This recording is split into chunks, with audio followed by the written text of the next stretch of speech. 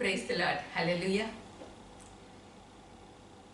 ఈ రోజున ఇంకొకసారి దేవుని వాక్యం ధ్యానించుకోవడానికి దేవుడిచ్చిన అవకాశాన్ని బట్టి దేవునికి వందనాలు చెప్తాం. చిన్న ప్రార్థన చేసుకుందాం. దయమైడ నీతిగల యేసయ్య, నీతి ప్రదాత, మీకే వందనాలు, స్తోత్రాలు నాయన.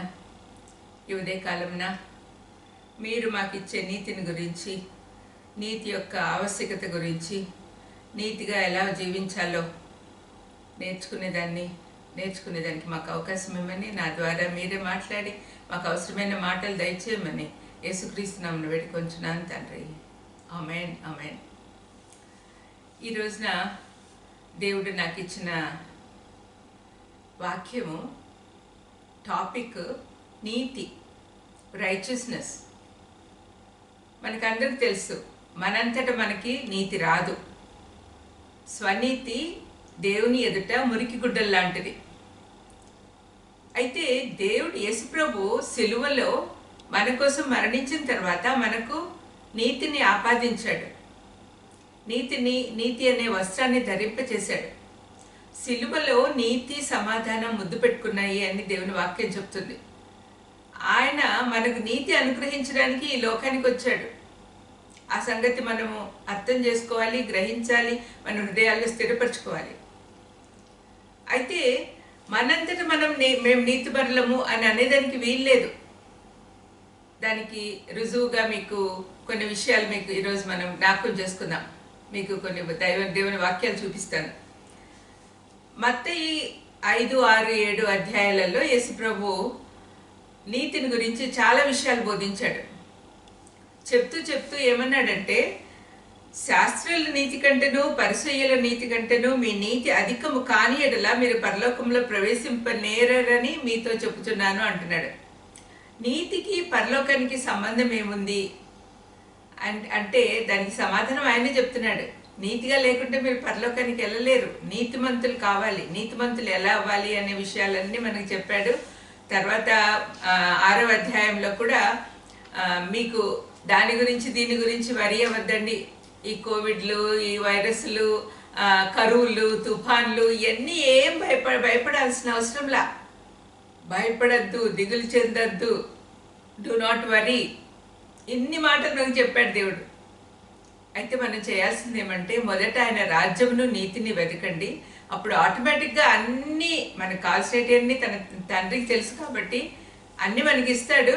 మీరు చేయాల్సిందంతా ఆయన రాజ్యాన్ని, ఆయన నీతిని వెతకడం. రాజ్యానికి వెళ్ళాలి అంటే నీతి కావాలి. కాబట్టి నీతి గురించి మనం కొన్ని విషయాలు మనం ధ్యానించుకుందాం. నీతి అనేది దేవుని ప్రాముఖ్య లక్షణం, చీఫ్ అట్రిబ్యూట్స్ ఆఫ్ గాడ్. మనం చాలాసార్లు అంటుంటాం ఆయన ప్రేమమూర్తి, న్యాయమూర్తి. ఆ 2 లక్షణాలు సిలువలో మనకు దేవుడు అనుగ్రహించాడు. ఆయన ప్రేమమయుడు కాబట్టి మనల్ని రక్షించడానికి ఈ లోకానికి వచ్చాడు. అయితే అట్ ద సేమ్ టైం ఆయన న్యాయమూర్తి కాబట్టి, నీతిమంతుడు కాబట్టి, నీతి యావత్తు జరిపించడానికి, ఆ నీతి న్యాయము మన పట్ల జరిగించాలి అంటే మనకు శిక్ష వేయాలి. ఎందుకంటే పాపానికి శిక్ష మరణం, 2వ మరణం. కానీ అది మన మీదకి రాకుండా మన మీద ప్రేమ చేత తన ఏకైక కుమారునిపైకి ఆ శిక్ష వేశాడు. దాన్ని బట్టి ఆయన న్యాయమూర్తి అని తెలుస్తూ ఉంది మనకు. నీతి గలవాడు. నీతి అనేది ఆయన ప్రాథమిక లక్షణం. నీతి ప్రదాత అని కూడా చెప్పబడింది. ఆయన నీతిని ఇచ్చేవాడు. దేవుని ఆజ్ఞలు పాటిస్తూ ఆయన చిత్త ప్రకారం నడుచుకున్నట్టయే నీతి అని మనం అనుకోవచ్చు. ఆయన చిత్త ప్రకారం నడుచుకోవాలి, ఆయన చెప్పిన మాటలు వినాలి, ఆయన ఆజ్ఞలు పాటించాలి, ఆయనకి ఇష్టమైన రీతిగా జీవించాలి. ఈ విధంగా చేసినప్పుడు మనం నీతిపరులుగా ఉంటాం. అయితే సింపుల్గా చెప్పాలంటే దీన్ని being right with God is righteousness. దేవునితో సరిగ్గా ఉండడమే నీతి. హానోకు దేవునితో నడిచెను అని మనం చాలాసార్లు చదువుకుంటూ ఉంటాం ఆదికాండం 5వ అధ్యాయంలో. మరి హానోకు దేవునితో నడవాలి అంటే ఆయన నీతిమంతుడు కాకపోతే ఎలా నడవగలడు? పాత నిబంధన కాలంలో నీతికి కొలబద్దలు వేరుగా ఉంటాయి. ఎందుకంటే అప్పటికి యేసుప్రభు రక్తం లేదు, యేసుప్రభు రక్తం చిందింపబడలేదు కాబట్టి ఆ కాలం నాటి నిబంధనలు, కొలబద్దలు వేరుగా ఉంటాయి. డిఫరెంట్ డిస్పెన్సేషన్స్లో డిఫరెంట్ స్టాండర్డ్స్ ఉంటాయి. ఒక్కొక్క కాలంలో ఒక్కొక్క రకంగా. అబ్రహాం కాలంలో అతని విశ్వాసం అతనికి నీతిగా ఎంచబడింది అని రాయబడింది. ధర్మశాస్త్ర కాలంలో ధర్మశాస్త్ర ప్రకారము చేయుటయే నీతి అని అనుకునేవాళ్ళు. ఇప్పుడు సంఘకాలంలో ఉన్నాం కాబట్టి సంఘానికి శిరస్సుగా ఉన్న యేసుప్రభు చెప్పిన బోధల ప్రకారం జీవించడమే నీతి. దేవుని చిత్తమైతే ఇంకొకసారి కొండ మీద ప్రసంగంలో నీతిమంతులు కావడానికి ఆయన ఏమేమి చేయమని చెప్పాడో అవి కూడా ధ్యానించుకుందాం. ధర్మశాస్త్రం రాకముందు నోవహుని గురించి నీతిమంతుడిగా దేవుడే చెప్పాడు. యెహెజ్కేలు 14:14 ఒకటి చూద్దాం. ఒక మంచి వాక్య భాగము ఎంత ఖచ్చితంగా నీతిమంతులుగా ఉండాలి అనేది మనకు అర్థమవుతుంది. ఎవరు దేవుని దృష్టిలో నీతిమంతులు అనే విషయం యెహెజ్కేలు ప్రవక్త ద్వారా దేవుడు మనకు చెప్తూ ఉన్నాడు. యెహెజ్కేలు గ్రంథము 14:14లో నోవహును, దానియేలును, యోబును ఈ ముగ్గురు అట్టి దేశంలో ఉండినను వారు తమ నీతి చేత తమ్మును మాత్రమే రక్షించుకొందురు. వీరి ముగ్గురిని దేవుడు నీతిమంతులుగా కేటగరైజ్ చేస్తున్నాడు. వాళ్ళ ముగ్గురు నీతిమంతులు అనే మాట ఇక్కడ ఈ వాక్య భాగంలోనే 14 నుంచి చివరి వరకు చూస్తే 3-4 సార్లు చెప్తూ ఉన్నాడు. ఈ ముగ్గురు దానిలో ఉన్నా కూడా వాళ్ళని వాళ్ళే అంటే ఈ దేవుడు కోపంగా మాట్లాడుతున్నాడు. ఇజ్రాయెల్ ప్రజలు చాలా నీతి తప్పారు, చాలా భయంకరంగా పాపాలు చేస్తున్నారు. ఇటువంటి పరిస్థితుల్లో నేను వాళ్ళని తప్పనిసరిగా శిక్షిస్తాను. 13వ వచనం చూస్తే నరపుత్రుడా అని యెహెజ్కేలును సంబోధిస్తూ ఏమంటున్నాడు?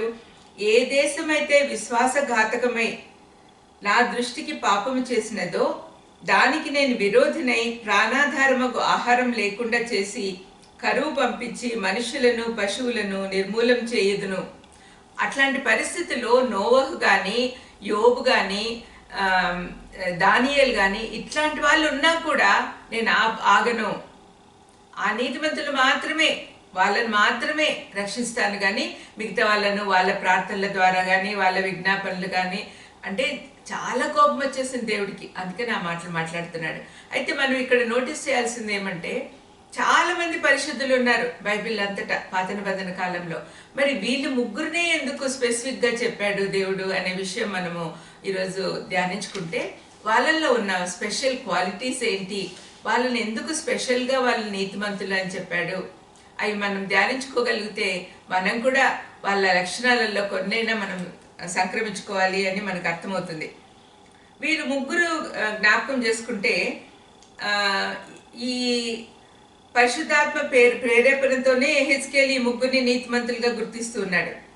దేవుడు వారిని నీతిమంతులుగా చెప్తున్నాడు అంటే వాళ్ళలో ఆయనకు నచ్చిన లక్షణాలు ఏమేమో మనం చూసుకోవాలి. నీతి అంటే ఏంటి? వీరు ముగ్గురు వేర్వేరు కాలాలకు వేర్వేరు పరిస్థితులకు చెందినవారు. వీరి చరిత్ర చూస్తే ఏ పోలికలు లేవు. నోవహు పౌరాణిక కాలం నాటివాడు. ఆదికాండం 6వ అధ్యాయంలో ఆయన పేరు కనపడుతుంది. దానియేలు యెహెజ్కేలుకు సమకాలీనుడు. అంటే యెహెజ్కేలు చూడండి, ఇద్దరిని పౌరాణిక కాలంలో వాళ్ళని చూసుకున్నాడు. ఒకరినేమో దానియేలు తన సమకాలీకుడు, అతన్ని కూడా ఎంచుకుంటూ ఉన్నాడు. ఒక ఇతనైతే దానియేలు ఒక నిరంకుశత్వ పాలనలో ఒక క్రూరమైన రాజు ఆస్థానంలో పెద్ద హీరో, చాలా తెలివితేటలు మేధస్సుతో ఒక సివిలైజ్డ్ సొసైటీలో ఉన్నాడు, నాగరిక ప్రపంచంలో ఉన్నాడు. యోబేమో ఒక ఎడారివాసి, నొమాడిక్ కల్చర్, అంటే బంజారా వాళ్ళు, అంటే గుడారాల్లో నివసిస్తూ ఒక ఊరి నుంచి ఒక ఊరికి వెళ్తూ ఉండేవాళ్ళు అనమాట. అటువంటి కల్చర్లో ఉన్నవాడు. వీరిని గమనిస్తే అన్ని కాలాల్లోనూ మంచివారు నీతిమంతులు ఉంటారు అనే విషయం మనకు అర్థం చేసుకోవచ్చు. అందరూ ఒకే టైప్ కాదు కానీ అందరిలో పవిత్రత, నీతి ఉన్నాయి. దానియేలు లాంటి జ్ఞానం లేకపోయినా యోబు లాంటి ఓర్పు ఉండొచ్చు, నోవహు లాంటి విధేయత మనలో ఉండాలి. అటువంటి లక్షణాలు మనము జ్ఞాపకం చేసుకొని వాళ్ళల్లో నుంచి మనం ఏం నేర్చుకుంటాము, ఏ విధంగా దేవుణ్ణి సంతోషపెట్టగలము, ఏ విధంగా పరలోకానికి పోయే దారి ఏర్పరచుకోగలము అనే విషయాలు మనము ధ్యానించుకుందాం. వీరిలో ఈ ముగ్గురులో ఉన్న కామన్ క్వాలిటీస్ చూద్దాం. ముగ్గురు కూడా హోలీ మెన్ ఆఫ్ గాడ్, పవిత్రులు, దేవునికి ఇష్టమైన రీతిలో జీవించిన వాళ్ళు. నమ్మకత్వంతోనూ యథార్థతతోనూ ఉన్నారు. దేవుని మంచితనము వారిలో రిఫ్లెక్ట్ అవుతా ఉంది. వారు ఆయనతో క్లోజ్ కమ్యూనియన్లో ఉన్నారు, అంటే దేవునితో ఎక్కువ సంబంధం కలిగి ఉన్నారు కాబట్టి వాళ్ళు చాలా మంచిగా ఉంటూ ఉన్నారు. మరి వీళ్ళందరూ దేవునితో సన్నిహితంగా ఉన్నారు అనేదానికి రుజువే ఇది. ఆయన నీతిమంతులుగా వాళ్ళని ఎన్నుకున్నాడు, వాళ్ళ గురించి ప్రకటించాడు. దేవునితో సత్సంబంధాలు కలిగి ఉన్నారు, నీతిమంతులుగా ఉన్నారు. నీతిమంతులుగా ఉంటేనే దేవుడితో కలిసి సహవాసం చేయొచ్చు. నోవహు కానీ, యోబు కానీ, దానియేలు కానీ దేవుడికి భయభక్తులు కలిగిన వాళ్ళు, దేవుని యందు భయభక్తులు కలిగి ఉన్నారు. మరి మనము యోబు సంగతి చూస్తే చాలామంది యోబుని గురించి చాలా శ్రమలు పడ్డాడు అని అంటూ ఉంటారు. కానీ ఆ శ్రమల్లో సైతాన్ శోధించినా కూడా దేవుని యందు భయభక్తుల్లో నిలకడగా ఉన్నాడు. దేవునితో సహవాసం చేస్తున్నాడు కాబట్టి అంత ఖచ్చితమైన శక్తి అతనికి వచ్చింది. నోవహు చూస్తే ఆ కాలంలో ఎంత భయంకరమైన పరిస్థితులు ఉన్నా కూడా అతను చాలా నిశ్చలంగా దేవుని వైపు చూస్తూ జీవించాడు. దానియేలు అయితే ఆ పరాయి దేశంలో చిన్నతనంలోనే బందీగా కొనుక్కోబడ్డాడు బబులోను సామ్రాజ్యానికి. అయితే అతన్ని తెలివితేటలను బట్టి చాలా అభివృద్ధిలోనికి వచ్చాడు. దేవుడు అతన్ని ఎంతో గొప్ప ఉన్నత స్థానంలో పెట్టాడు.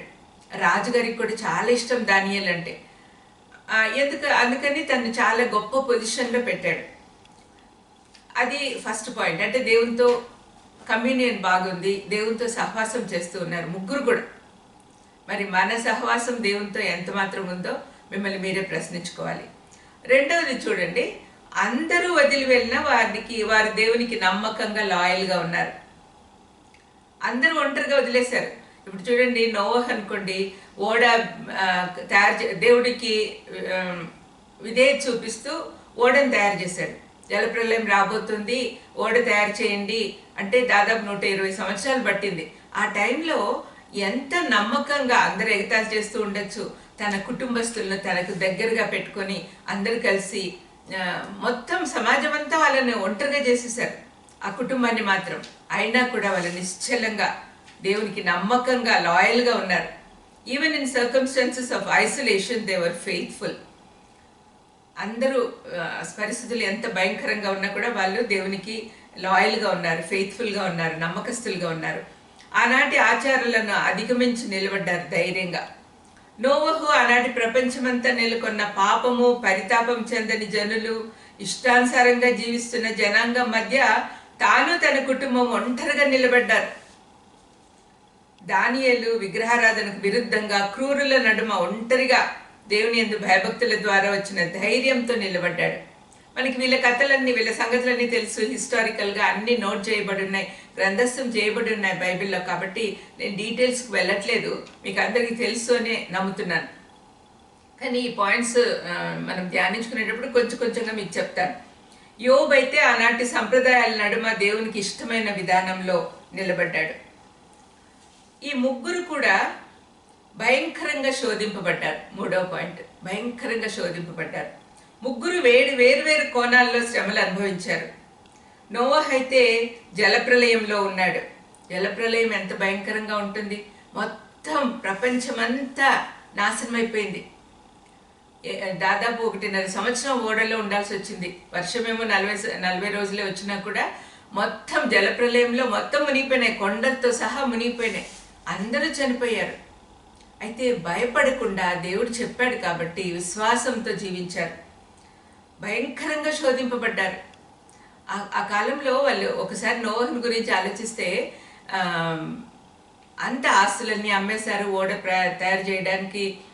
వేరే పనులు ఏం పెట్టుకోకుండా ఒట్టిగా దేవుడు చెప్పిన ప్రకారం ఓడను నిర్మించారు. ఆ సృష్టిలో ఉన్న యావత్తు యానిమల్ కింగ్డంలో నుంచి పక్షులు కానీ పశువులు కానీ అన్నిట్లో నుండి ఆడ మొగల్ని తీసుకొచ్చి ఆ ఓడలో పెట్టుకోవాలంటే ఎంత శ్రమతో కూడిన పని, ఎంత భయంకరంగా శోధింపబడి ఉంటారు. ఏమి కష్టము, ఎన్ని రోజులు, ఈ రోజా రేపా, భార్య బిడ్డలు కొడుకులు కోడళ్ళు అందరూ కూడా కోఆపరేట్ చేస్తే గానీ ఆయన చేయలేడు. మరి అటువంటి శోధనలో ఉన్నా కూడా దేవునికి న్యాయంగా నిలబడ్డారు. తర్వాత దానియేలును చూస్తే దానియేలు మహాభయంకరంగా శోధింపబడ్డాడు.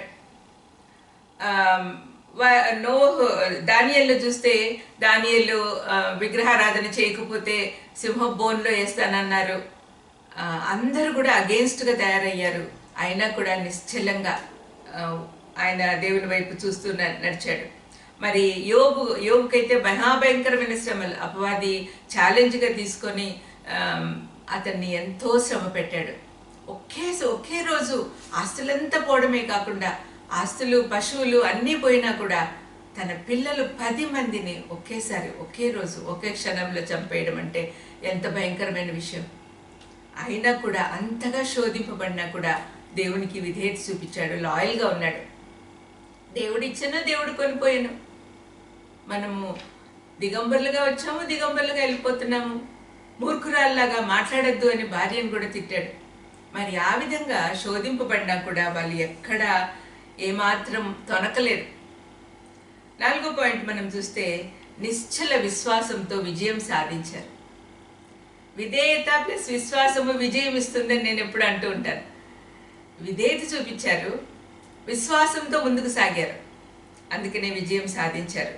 విధేయత, ఓర్పు, విశ్వాసము, దీర్ఘశాంతము ఇవన్నీ ఉన్నాయి కాబట్టి వాళ్ళకు ఘన విజయం వచ్చింది. అందుకే వీళ్ళని గురించి రాయబడినట్టుగా హబక్కూకు ప్రవక్త అంటాడు, నీతిమంతులు విశ్వాస మూలంగా జీవింతురు. అవునండి, ఈనాడు కూడా మన విశ్వాసం తగ్గిపోతే మనం జీవించలేం, భయంకరమైన పరిస్థితుల్లో ఉన్నాం. ఇప్పుడు ప్రస్తుత పరిస్థితుల్లో ఈ కరోనా వైరస్కు అందరూ భయపడుతున్నారు, కానీ విశ్వాసులు ఏమైనా భయపడుతున్నారా? ఒకసారి ఆలోచించండి. దేవుని యందు విశ్వాసం ఎక్కువ అయ్యే కొద్దీ మనం ధైర్యంగా నిలబడగలం. దేవుడిచ్చిన ధైర్యం అది. విశ్వాసం ఉంటే భయం అనేది ఏ క్వశ్చన్ ఉండదు. యాక్చువల్గా విశ్వాసానికి ఆపోజిట్ వర్డ్ భయం. ఆ మాట కూడా నేను ఎంత ఫ్రీక్వెంట్గా చెప్తూ ఉంటాను. ఎందుకంటే మనం పిలువబడ్డమే విశ్వాసులము అని పిలువబడుతున్నాము. మరి విశ్వాసం లేకపోతే ఆ పేరు కూడా దండగే కదా. విశ్వాసంతో ఘన విజయం సాధించవచ్చు. నోవహు విశ్వాసం ద్వారా అతని కుటుంబము, సృష్టిలోని జంతుజాలం అంతా కూడా రక్షింపబడింది. దానియేలు విశ్వాసము అతన్ని అతని స్నేహితులను కాపాడింది. యోబు విశ్వాసము దేవుని తీర్పులోకి రాకుండా అతని స్నేహితులను కాపాడింది. ఒకసారి ఆ వాక్య భాగం మనం చూద్దాము. దానియేలు స్నేహితులు ఎట్లా కాపాడారు అంటే, వాళ్ళని అందరినీ కూడా పరీక్షించేటప్పుడు అందరికీ నాన్ వెజ్ పెట్టి మంచి ఫుడ్, రాజుల బల్లలో ఫుడ్ పెట్టమంటే వీళ్ళేమో రెఫ్యూజ్ చేస్తారు. మాకు ఆ తాగుడు అవన్నీ వద్దు, ద్రాక్ష రసము అవన్నీ వద్దు, మేము కేవలం వెజిటేరియన్ తింటాము అని అంటే 10 రోజుల తర్వాత చెక్ చేయండి అని చెప్పినప్పుడు అందరికంటే వీళ్ళు చాలా బాగున్నారు. తెలివిలో కానీ, ఆరోగ్యంలో కానీ, అందంలో కానీ, అన్నిట్లో కూడా దానియేలు అతని స్నేహితులు. మరి ఆ విధంగా ఉన్నప్పుడు రాజుకు చాలా ఇష్టమైనారు వాళ్ళు. తర్వాత ఈ యోబు గురించి ఎందుకు రాయబడింది అంటే, యోబు విశ్వాసము తీర్పులోకి రాకుండా అతని స్నేహితులను కాపాడింది అనే మాట యోబు 42 అధ్యాయము 7-8 వచనాలు చూస్తే మనకు అర్థమవుతుంది. యెహోవా యోబుతో ఆ మాటలు పలికిన తర్వాత ఆయన తేమానీయుడైన ఎలీఫజ్తో ఇలాగ సెలవిచ్చను. యోబు ఫ్రెండ్స్తో దేవుడు మాట్లాడుతున్నాడు. నా సేవకుడైన యోబు పలికినట్లు మీరు నన్ను గూర్చి యుక్తమైనది పలకలేదు కనుక నా కోపం నీ మీదను నీ 2 స్నేహితుల మీదను మండుచున్నది. కాబట్టి 7 ఎడ్లను 7 పొట్టేళ్లను మీరు తీసుకొని నా సేవకుడైన యోబునొద్దకు పోయి మీ నిమిత్తము దహన బలి అర్పించవలెను. అప్పుడు నా సేవకుడైన యోబు మీ నిమిత్తం ప్రార్థన చేయును. మీ అవివేకమును బట్టి మిమ్మల్ని శిక్షింపక ఉండునట్లు నేను అతన్ని మాత్రము అంగీకరించేదను. ఏలి అనగా నా సేవకుడైన యోబు పలికినట్టు మీరు నన్ను గురించి యుక్తమైనది పలకలేదు. దేవుడు చెప్తున్న మాటలు చూడండి. నా సేవకుడైన యోబు చాలా నీతిమంతుడు, అతన్ని మీరు క్రిటిసైజ్ చేస్తున్నారు, నాకు విరోధంగా మాట్లాడుతూ ఉన్నారు. కానీ మిమ్మల్ని మీ మీద చాలా కోపం వచ్చింది, అయినా కూడా యోబు ప్రార్థన చేస్తే తప్పనిసరిగా మిమ్మల్ని రక్షిస్తాను అన్నాడు. అంటే నీతిమంతుల ప్రార్థన దేవుడికి చాలా ఇష్టం. నీతిమంతులు ప్రార్థన చేస్తే వాళ్ళ కుటుంబాన్నే కాకుండా వాళ్ళ స్నేహితులను, వాళ్ళు ఎవరెవరి కోసం ప్రార్థన చేస్తారో వాళ్ళందరినీ కూడా రక్షించడానికి సిద్ధంగా ఉన్నాడు దేవుడు. నీతిమంతుల ప్రార్థన చాలా శక్తివంతమైనది. ఇవన్నీ బైబిల్లో ఉన్న మాటలే. మరి ఆ విధంగా ఆయన పడిన వీరందరికీ కూడా వ్యక్తిగతంగా విశ్వాసం ఉండాలి. వ్యక్తిగతంగా విశ్వాసం ఉంది కాబట్టి దాన్ని ప్రోత్సహిస్తూ, మీరు తప్పు చేస్తున్నారు, విశ్వాసులు కూడా కొన్నిసార్లు పడిపోతే దేవుడు పైకి ఎత్తుతాడు. నీతిమంతులు 7 సార్లు పడిపోయినా కూడా దేవుడు పైకి తీసుకొస్తానని మాట ఇచ్చాడు. మరి 6వ పాయింట్ మనం చూస్తే, 5వ పాయింట్ మనం చూస్తే, పాత నిబంధన లేఖనాలలో ఈ 3 నీతిమంతులని వ్రాయబడింది. ప్రభువే చెప్పాడు స్వయంగా వీళ్ళ నీతిమంతులు అని. ఒకసారి మనం చూద్దాం. ఆదికాండం 6వ అధ్యాయంలో నోవహు గురించి ప్రభు చెప్తూ ఉన్నాడు. భూమి మీద నరులను చేసినందుకు యెహోవా సంతాపం నొందాడు. తర్వాత ఆదికాండం 9వ వచనంలో నోవహు నీతిపరుడును తన తరములో నిందారహితుడునై ఉండెను. నోవహు దేవునితో కూడా నడిచినవాడు. దేవుడే చెప్పిస్తున్నాడు పరిశుద్ధాత్మ శక్తితో. ఇక్కడ మోషే రాసిన ఈ గ్రంథంలో నోవహు గురించి, నోవహు నీతిపరుడును తన తరములో నిందారహితుడునై ఉండెను. నీతిపరుడు దేవుడే స్వయంగా చెప్తున్నాడు నోవహు గురించి నీతిపరుడు అని. అదేవిధంగా యోబుని గురించి కూడా చాలాసార్లు రాయబడి ఉంది. మొదటి అధ్యాయంలోనే ఇక్కడ చూడండి, మొదటి అధ్యాయంలో మొదటి వచనమే, అతడు యథార్థవర్తనుడు, న్యాయవంతుడు, దేవుని యందు భయభక్తులు కలిగిన వాడు. తర్వాత 8వ వచనంలో కూడా కనపడుతుంది, అతని యథార్థవర్తనుడు, న్యాయవంతుడు. 2వ అధ్యాయం 3వ వచనంలో అతడు యథార్థవర్తనుడు, న్యాయవంతుడు అయ్యి దేవుని యందు భయభక్తులు కలిగిన వాడు. ఎంత గొప్ప విషయం కదండి. నోవహు గురించి దేవుడు చెప్తున్నాడు, యోబు గురించి దేవుడు చెప్తూ ఉన్నాడు. తర్వాత దానియేలు గురించి కూడా చెప్తున్నాడు. చూద్దాం, దానియేలు 6వ అధ్యాయము 4-5 వచనాల్లో మనం చూస్తే, దానియేలులో ఏ తప్పు కనపడలేదంటే ఎవరికి, శత్రువులకు. అతన్ని ఎట్లాగైనా నాశనం చేయాలని చాలా కష్టపడ్డారు. 4వ వచనం చూడండి, అందుక ప్రధానులను, అధిపతులను రాజ్యపాలన విషయంలో దానియేలు మీద ఏదైనా ఒక నింద మోపవల్లని ఉండి తగిన హేతువు కనిపెట్టుచుండ్రి గాని దానియేలు నమ్మకస్తుడై ఏ నేరమైనను ఏ తప్పైనను చేయువాడు కాడు గనుక దానియేలులో తప్పైనను లోపమైనను కనుగొనలేకపోయిరి. ఇది శత్రువులు కనుగొలేకపోయారు. తర్వాత రాజును కన్విన్స్ చేసి అతన్ని సింహాల బోన్లో వేసేశారు. తర్వాత 6వ అధ్యాయం చివరిలో చూడండి, 22లో దానియేలు చెప్తున్న మాటలు, నేను నా దేవుని దృష్టికి నిర్దోషినిగా కనపడుతుంది గనుక ఆయన దూత నంపించి సింహములు నాకు ఏ హానియూ చేయకుండా వాటి నోర్లు మోయించాను. ఇది నీతిమంతులకు జరిగే ఆశీర్వాదాలు.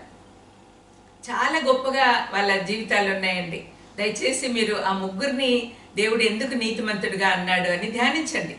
అప్పుడు అలాంటి లక్షణాలు మనం కూడా పెంపొందించుకోవాలా అన్న ఆలోచన మీకు కలుగుతుంది. తర్వాత 6వ పాయింట్ చూస్తే, 3 తమ నీతిని బట్టి దేవునిచే మెప్పు సంపాదించారు. అయినా మంచితనం అంతా దేవుడి నుంచే పొందుకున్నారు. మనకు కూడా దేవుడు అన్ని ఇచ్చేదాన్ని సిద్ధంగా ఉన్నాడు. అడుగుడి ఇవ్వబడును, అంతే, మనం అడగాలి. నీతిమంతులు ఎవరూ లేరు ఈ లోకంలో. రోమపత్రిక 3:23లో చక్కగా పౌలు చెప్తాడు, నీతిమంతులు ఎవరూ లేరు. అందరూ పాపం చేసి దేవుడు అనుగ్రహించి మహిమను పొందలేకపోతున్నారు. కానీ దేవుణ్ణి నమ్ముకుంటే, యేసుప్రభు దగ్గరకు వస్తే మన పాపాలన్నీ క్షమించి మనల్ని నీతిమంతులుగా ఆయన చేస్తాడు.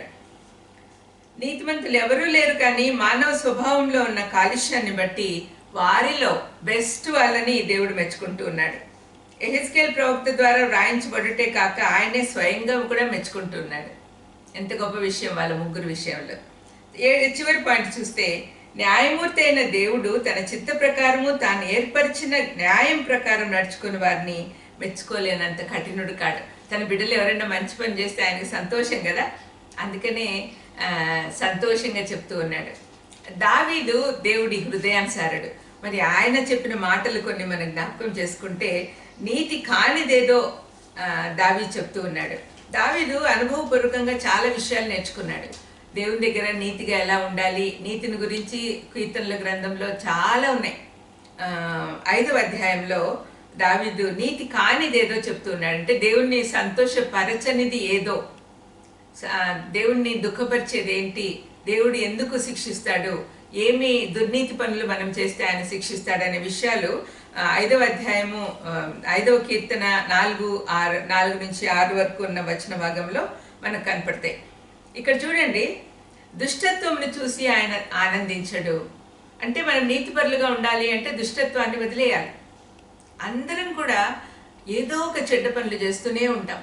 మరి ఆ దుష్టత్వాన్ని చూసి ఆయన ఆనందించడు. కాబట్టి he is not pleased with wickedness at all. ఎలాంటి దుష్టత్వం మనలో ఉండకూడదు. తర్వాత ఈవిల్నెస్, చెడుతనము ఆయన దగ్గర చోటు లేదు. డాంబికులు నీ సన్నిధిని నిలవలేరు. డాంబికులు అంటే గర్విష్ఠులు, యారోగెంట్ పీపుల్, గొప్పలు చెప్పుకునే వాళ్ళు. ఇట్లాంటి వాళ్ళు ఇష్టం లేదు దేవుడికి. మరి పాపం చేయ వారందరూ నీకు అసహ్యులు. You hate all the wrong things, all the sinful things, all the sinful thoughts. మరి ఇవన్నీ కూడా మనం చేయకూడదు. అబద్ధం ఆడువారిని నువ్వు నశింప చేయదు. అబద్ధము ఎంత కామన్ మిస్టేక్ అంటే అందరికీ పుట్టుకతో వస్తూ ఉంది. అందుకని మనం నీతిమంతులుగా ఉండాలి అంటే అబద్ధాలు మానేయాలి. ప్రయత్నం చేస్తే తప్పనిసరిగా ఏదైనా సాధ్యమే. కాబట్టి దయచేసి ప్రయత్నాలు చేయండి. తర్వాత కపటం చూపువారు ఆయనకి ఇష్టం లేదు. డిసీట్ఫుల్ పీపుల్, కపటం. పైకి మంచిగా ఉంటారు, వేషధారణని కూడా అనొచ్చు. పైకి మంచిగా కనపడతారు, కానీ మనసు అంతా కల్మషంతో నిండిపోయి ఉంటుంది, కపటంతో నిండిపోయి ఉంది. అట్లాంటి దేవుడికి సహించలేడు. తర్వాత నరహత్య చేయవారు, blood thirsty people, he won't like at all. మరి ఇవన్నీ కూడా దుర్నీతి పనులు. అందుకనే దావీదు ఏమంటాడంటే 5వ అధ్యాయం 5వ కీర్తనలోని 8వ వచనము, నీ నీత్యానుసారంగా నన్ను నడిపింపు, నీ నీతి ప్రకారం నన్ను నడిపించదేవా అని అడుగుతూ ఉన్నాడు. దావీదు 19:14 కూడా ఏమంటున్నాడు, నా నోటి మాటలు నా హృదయ ధ్యానం నీ దృష్టికి అంగీకారం లగునుగాక. నేను కొన్ని చోట్ల చెప్తా ఉన్నాను, మీరు అనుదిన ప్రార్థనలో ఈ వాక్యం యాడ్ చేసుకోండి అని. నేను కూడా దేవుని మహాకృప వల్ల ప్రతిరోజు ఈ మాట నా ప్రార్థనలో చేర్చుకుంటాను. నా నోటి మాటలు నా హృదయ ధ్యానం నీ దృష్టికి అంగీకారం లగితే తప్పనిసరిగా మనం నీతిమంతులుగా తీర్చబడతాం. కాబట్టి ఈ మాటలు మనం జ్ఞాపకం చేసుకుందాం. ఇన్ని మాట్లాడినాం కదా, దానివల్ల లాభం ఏంటి అసలు అంటే ఫస్టే చెప్పాను నేను, మనం పరలోకానికి వెళ్ళాలి అంటే మనం నీతిమంతులుగా ఉండాలి. పరలోకంలోకి వెళ్ళినప్పుడే కాకుండా ఈ లోకంలో కూడా చాలా ఆశీర్వాదాలు ఉన్నాయి. పరలోకం అంటే ఇంకా తప్పనిసరిగా మనం వెళ్ళాల్సిందే, లేకపోతే నరకానికి వెళ్తాం. There are no other ways, either hell or heaven. మనము పరలోకానికి వెళ్ళాలంటే నిత్య జీవంలో ఎప్పుడు దేవుని దగ్గరికి ఉండాలి అంటే మనం నీతిమంతులుగా ఉండాలి. అయితే తప్పులు చేస్తే మాత్రం నిత్య నరకానికి వెళ్తాం. నరకం మహాభయంకరమైన ప్లేస్ అని మనకు తెలుసు. అగ్ని ఆరదు, పురుగు చావదు, ఎల్లవెల్ల ఆకలి కేకలు, చాలా కష్టాలు పడాల్సి వస్తుంది. అటువంటి ప్లేస్కి మనం పోవద్దు. పరలోకానికి వెళ్ళాలి అంటే నీతి మార్గం అనుసరించాలి. యోబు, నోవహు, దానియేలు ఏ విధంగా జీవించారో ఆ విధంగా మనం కూడా దేవునికి ఇష్టానుసారంగా జీవించాలి. దావీదు జీవించినట్లుగా దేవునికి ఇష్టమైన విధంగా జీవించాలి. నీతిమంతుల ఆశీర్వాదాలు కోకొల్లలు. పరలోకం అనేది అల్టిమేట్ అనుకోండి. ఇక్కడున్నప్పుడు కూడా ఈ లోకంలో కూడా మనం ఎన్నో ఆశీర్వాదాలు అనుభవించవచ్చు. ఫర్ ఎగ్జాంపుల్ చిన్నవి కొన్ని చెప్తాను, ఎందుకంటే చాలా ఉన్నాయి. మనం ఒక 2-3 మాత్రం జ్ఞాపకం చేసుకుందాం. 37వ కీర్తనలో చాలా విషయాలు ఉన్నాయి, కానీ 3-4 నేను మీకు చెప్తూ ఉన్నాను. 37వ కీర్తనలో 17వ వచనం మనం చూస్తే, భక్తిహీనుల బాహువులు విరువబడును, నీతిమంతులకు యెహోవాయే సంరక్షకుడు. ఎంత గొప్ప విషయం చూడండి. ఆయనే సంరక్షిస్తాడు, ఆయనే కాపాడతాడు. 91వ కీర్తన ఈ మధ్యలో చాలా మంది చెప్తున్నారు కదా, పక్కన 10,000 మంది పడినా మనకి ఎలాంటి ఆపద రాదు. దేవదూతలు ఎప్పుడు కూడా మనకు కాపలా ఉంటారు. ఈ పాదాలకు రాయి తగలకుండా దేవదూతలు పట్టుకుంటారు. ఇట్లాంటి మాటలు ఎన్నో వాగ్దానాలు మనం జ్ఞాపకం చేసుకుంటున్నాం, ఎందుకంటే మనం భయంకరమైన పరిస్థితుల్లో ఉన్నాం. నీతిమంతులను ఆయన సంరక్షిస్తాడు. ఆయనే మనకు దుర్గము, ఆయనే ఆశ్రయం. 21వ వచనం చూస్తే, భక్తిహీనులు అప్పు చేసి తీర్చకయుందురు, కానీ నీతిమంతులు దాక్షిణ్యం కలిగి ధర్మమిత్రు. మనం ఎప్పుడు ఇచ్చేవారిగా ఉండాలి. దేవుని బిడ్డలు నీతిమంతులు చెయ్యి ఎప్పుడు పైన ఉంటుంది, ఇచ్చేవాళ్ళగానే. తనకు లేకున్నా కూడా ఇచ్చేదానికి సిద్ధపడతారు. దయా దాక్షిణ్యము వారికి అలవాటైపోతుంది. దేవుని బిడ్డలకి ఇచ్చేది చాలా ఇష్టం, ఇస్తారు. ఇచ్చేటట్టుగా ఆయనే ప్రొవైడ్ చేస్తాడు.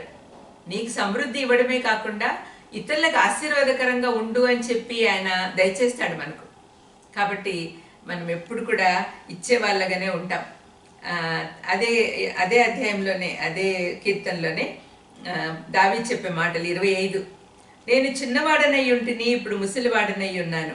ఆయనను నీతిమంతులు విడవబడుట కానీ వారి సంతానం భిక్షమెత్తుట కానీ నేను చూచి ఉండలేదు. నీతిమంతులు ఎప్పుడు భిక్షమెత్తుకునే పరిస్థితికి రారు అంటున్నాడు. మన విశ్వాసం ఆయన వైపు చూస్తే ఏ కొరవ లేకుండా, ఏ కొదువ లేకుండా ఆయన మనల్ని చూసుకుంటాడు. ఇంకొక మాట 29వ వచనం, నీతిమంతులు భూమిని స్వతంత్రించుకుందరు, వారు దానిలో నిత్యము నివసించుదురు. భూమిని స్వతంత్రించుకుంటారు. దేవుడు ఎక్కడా ఏ లోటు లేకుండా మనల్ని చూసుకుంటాడు. 92వ కీర్తన 12లో, నీతిమంతులు ఖర్జూర వృక్షం వలె మోవు వేయుదురు, లెబానోను మీది దేవదారు వృక్షం వలె వారు ఎదుగుదురు. యెహోవా మందిరంలో నాటబడిన వారై వారు మన దేవుని ఆవరణములలో వర్ధిల్లుదురు. నాకు ఆశ్రయదుర్గమైన యెహోవా యథార్థవంతుడనియు ఆయన యందు ఏ చెడుతనము లేదనియు ప్రసిద్ధి చేయుటకై వారి ముసలితనమందు ఇంకా చిగురు పెట్టుచుందరు. దేవునికి స్తోత్రం. ఇటువంటి మాటలు బైబిల్లో చాలా ఉన్నాయి. కాబట్టి దయచేసి మన జీవితాలు బాగుండాలంటే, మన చుట్టూ ఉన్న వాళ్ళకు మనం మాదిరిగా ఉండాలంటే మనం నీతి ప్రకారం నడవాలి. దేవుని రైచియస్నెస్ పొందుకొని మన స్వనీతి మీద కాకుండా దేవుని నీతి మీద ఆధారపడి దేవునికి ఇష్టమైన జీవితాలు జీవించాలని ప్రభునామమున మిమ్మల్ని అందరినీ కోరుకుంటూ ఉన్నాను. చిన్న ప్రార్థన చేసుకుందాం. దయామేడ, రైచియస్నెస్ అంటే ఏంటి? నోవహు, యోబు, దానియేలు వాళ్ళ రైచియస్నెస్ ఎలా ఉండింది? వాళ్ళని మీరే రైచియస్ అని చెప్పినారు నాయన, నీతిపరులు అని చెప్పి. మరి అటువంటి స్థితికి మమ్మల్ని ఎదిగేదానికి మాకు సహాయం చేయమని యేసుక్రీస్తు నామమున వేడుకొంచున్నాను తండ్రి. ఆమేన్. ఆమేన్.